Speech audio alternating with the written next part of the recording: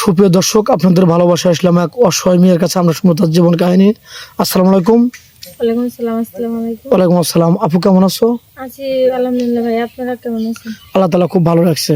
যাই হোক, তুমি আমাদের ক্যামেরার সামনে তো আগেও আসছিলে না? হ্যাঁ, আগে বসছিলাম। আগে ভিডিও করেছো, হ্যাঁ। এখনো কি কোনো সারা শব্দ পেয়েছো? না ভাই, এখনো কোনো সারা শব্দ পাই না, কারণ অসহায় গরিব মেয়ে, কেউ তো সারা শব্দ দিতেছে না।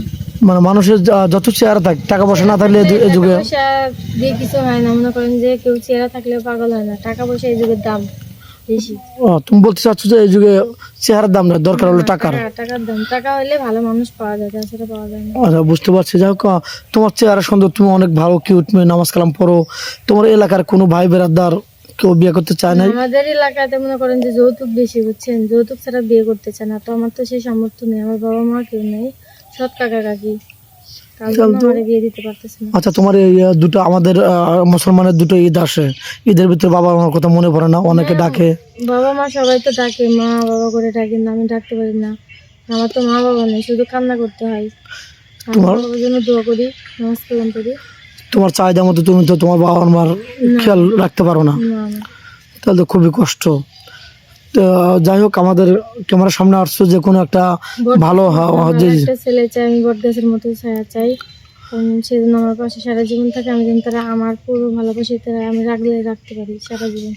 আচ্ছা, অনেক ভাই অ্যাক্সিডেন্ট করে মানে দুটো বিয়ে হয়ে যায়, কারণ হলো যে একটা বউ চলে গেছে, আরেকটা বউ দেখা যায় যে মারা গেছে অ্যাক্সিডেন্ট করে, তাহলে দুটা তার জীবনে ঘটনা ঘটে গেছে।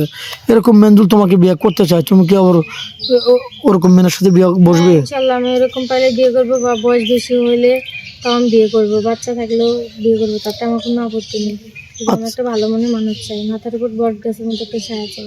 আচ্ছা, তুমি কি যৌথ ফ্যামিলি চাও না সিঙ্গেল ফ্যামিলি চাও? আমি দুটাই চাই, আমার কোনোটাতে আপত্তি নেই।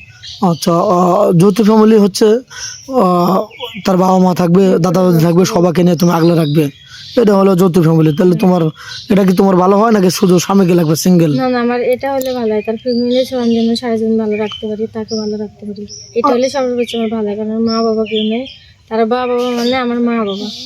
আচ্ছা, কোনো প্রবাসী ভাই তোমাকে বিয়ে করলো, আমাদের ভিডিওর মাধ্যমে বিয়ে করে তার বাড়িতে রেখে গেল, তুমি কি তাদের সাথে প্রতারণা করে আমাদেরকে কালারিং বানাবে, আমাদের ছোট করবে? না না, আমি কখনো এরকম করবো না। আপনাদের উপরও সে ভরসা রেখে আমার বিয়ে করবে, আল্লাহ তাআলার উপর ভরসা করে আমরা বিয়ে করতে পারি। আমি কখনো একা জীবনও করবো না, কারণ আমি একটা অসহায় মেয়ে, আমি একটু ভালো জীবন সাথী চাই। আচ্ছা, তোমাকে কোনো প্রবাসী ভাই বিয়ে করে বাড়িতে রেখে গেল, তার একটা আম্মা আছে, তার আব্বু আছে, তাদের সাথে কি দুর্ব্যবহার করবে, তাদের ওজোর পানি তুলে দেবে না, তাদেরকে খাবার দাবার দেবে না, এরকম কষ্ট দেবে কি? না, ইনশাল্লাহ আপনাদের দোয়ায় আমি তাদের নিজের বাবা মায়ের মতো দেখবো, তাদের খেয়াল রাখবো, যতদিন আমি বেঁচে থাকবো তাদের পরিবারে। তাদের কষ্ট দেবে না? না, কখনো আমি সত্যি বলছো তো? হ্যাঁ, সত্যি বলতেছি ভাই, আমার তো মা বাবা নেই, মা বাবার আদর ভালোভাবে পাইনি।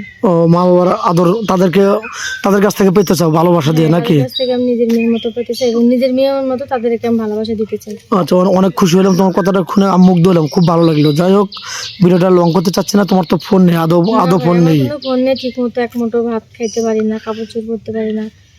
দেখেন, মেয়েটার খুবই কষ্ট, তার পরনের পোশাকটাও আরেকজনের, নিজের না। তো যাই হোক, ভিডিওটা লং করতে চাচ্ছে না, মেয়েটার কোনো ফোন নেই, আমাদের নাম্বার দেওয়া থাকবে, কেউ ভিডিও কল দেবে না, ভিডিও কল দিলে ভুল করতে বাধ্য হবো।